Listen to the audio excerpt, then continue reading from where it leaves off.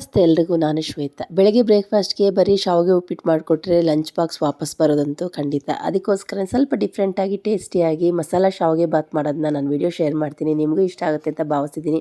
ನಾನು ಇದನ್ನು ಹೇಗೆ ಮಾಡಿದೆ ಅಂತ ನಿಮಗೆ ವಿಡಿಯೋ ಶೇರ್ ಮಾಡ್ತೀನಿ. ಖಂಡಿತ ಇದನ್ನು ಒಂದ್ಸಲ ಟ್ರೈ ಮಾಡಿ.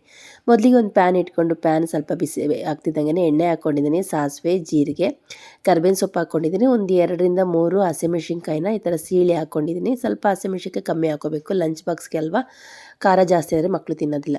2 ಈರುಳ್ಳಿ ಹಾಕ್ಕೊಂಡಿದ್ದೆ, ಸಣ್ಣ ಸಣ್ಣದಾಗಿ ಕಟ್ ಮಾಡಿ ಇಟ್ಕೊಂಡಂಥ ಈರುಳ್ಳಿ. ಅರ್ಧ ಟೀ ಸ್ಪೂನಷ್ಟು ಶುಂಠಿ ಬೆಳ್ಳುಳ್ಳಿ ಪೇಸ್ಟು, 1 ಹಿಡಿಯಷ್ಟು ಹಸಿ ಬಟಾಣಿ ಹಾಕ್ಕೊಂಡು ಇದೆಲ್ಲ ಚೆನ್ನಾಗಿ ರೋಸ್ಟ್ ಮಾಡಬೇಕು. ಬೀನ್ಸು, ಕ್ಯಾರೆಟು, ಆಲೂಗಡ್ಡೆ 3 ಕಟ್ ಮಾಡಿ ಇಟ್ಕೊಂಡಿದ್ದೆ, ಅದನ್ನು ಕೂಡ ಹಾಕ್ಕೊಂಡು ಸ್ವಲ್ಪ ರುಚಿಗೆ ತಕ್ಕಷ್ಟು ಉಪ್ಪು ಹಾಕ್ಕೊಂಡು ತರಕಾರಿ ಎಲ್ಲ ಸ್ವಲ್ಪ ಬೇಯಬೇಕು.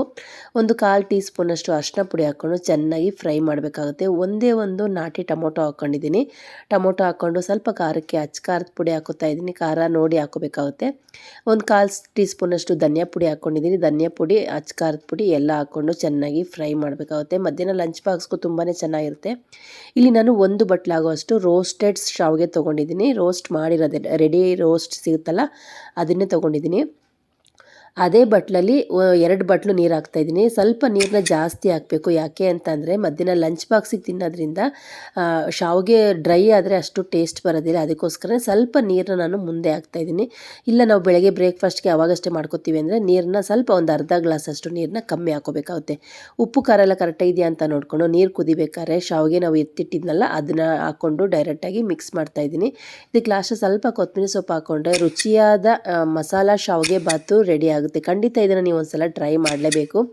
ಮಧ್ಯಾಹ್ನ ಲಂಚ್ ಬಾಕ್ಸ್ಗೂ ಚೆನ್ನಾಗಿರುತ್ತೆ ಮತ್ತು ಬೆಳಗ್ಗೆ ಬ್ರೇಕ್ಫಾಸ್ಟ್ಗೂ ಸೂಪರಾಗಿರುತ್ತೆ. ನಾನಿವತ್ತು ಸಿಂಪಲ್ಲಾಗಿ ಮಸಾಲ ಶಾವಿಗೆ ಬಾತನ್ನ ಹೇಗೆ ಮಾಡಿದೆ ಅಂತ ವಿಡಿಯೋ ಶೇರ್ ಮಾಡಿದ್ದೀನಿ. ಈ ರೆಸಿಪಿ ನಿಮ್ಗೆ ಇಷ್ಟ ಆಯಿತು ಅಂತ ಭಾವಿಸ್ತಿದ್ದೀನಿ. ನನ್ನ ನಿಸರ್ಗ ಕುಕಿಂಗ್ ಚಾನಲ್ ಇನ್ನೂ ಯಾರೆಲ್ಲ ಸಬ್ಸ್ಕ್ರೈಬ್ ಮಾಡ್ಕೊಂಡೆ ನೋಡ್ತಾ ಇದ್ದೀರೋ ದಯವಿಟ್ಟು ಸಬ್ಸ್ಕ್ರೈಬ್ ಮಾಡಿಕೊಂಡು ಸಪೋರ್ಟ್ ಮಾಡಿ. ನಿಮ್ಮ ಪ್ರೀತಿ ವಿಶ್ವಾಸ ಹೀಗೆ ಇರಲಿ. ಸಿಂಪಲ್ಲಾಗಿ ಟೇಸ್ಟಿಯಾಗಿ ನನ್ನ ರೆಸಿಪಿಗಳಿರುತ್ತೆ, ಒಂದ್ಸಲ ಟ್ರೈ ಮಾಡ್ತೀರಾ ಅಂತ ಭಾವಿಸ್ತಿದ್ದೀನಿ. ಸಬ್ಸ್ಕ್ರೈಬ್ ಮಾಡ್ಕೊಂಡೆ ನೋಡ್ತಾ ಇದ್ದರೆ ಖಂಡಿತ ಸಬ್ಸ್ಕ್ರೈಬ್ ಮಾಡಿಕೊಂಡು ನನ್ನ ಚಾನಲ್ಗೆ ಸಪೋರ್ಟ್ ಮಾಡಿ. ಹಾಗೆ ನಿಮ್ಮ ಅನಿಸಿಕೆ ಅಭಿಪ್ರಾಯನ ಕಮೆಂಟ್ ಸೆಕ್ಷನಲ್ಲಿ ಹಾಕೋದನ್ನ ಮರಿಬೇಡಿ. ನೆಕ್ಸ್ಟ್ ವಿಡಿಯೋದಲ್ಲಿ ಸಿಗ್ತೀನಿ. ನಮಸ್ತೆ, ಬಾಯ್ ಬಾಯ್ ಫ್ರೆಂಡ್ಸ್.